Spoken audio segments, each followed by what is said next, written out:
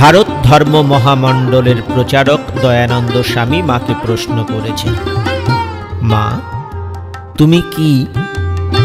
কেউ বলে তুমি অবতার, কেউ বলে তুমি আবেশ, কেউ বলে তুমি সাধক সিদ্ধ জীব।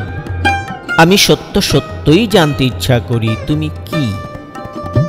মা প্রত্যুত্তরে বলেছিলেন, তুমি কি মনে করো বাবাজি?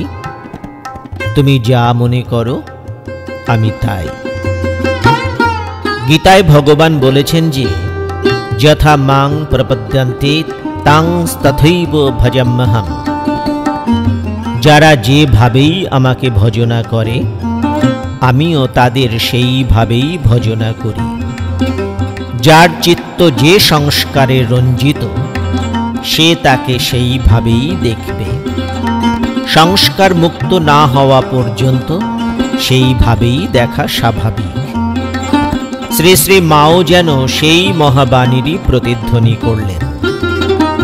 মা বলেছেন, অসীমকে পাইতে হইলে প্রথমে সীমার মধ্যে নিজেকে আবদ্ধ রাখিয়ে চলিতে হয়, পরে অনন্তের আভাসে সীমার বন্ধন খুলিয়া যায়।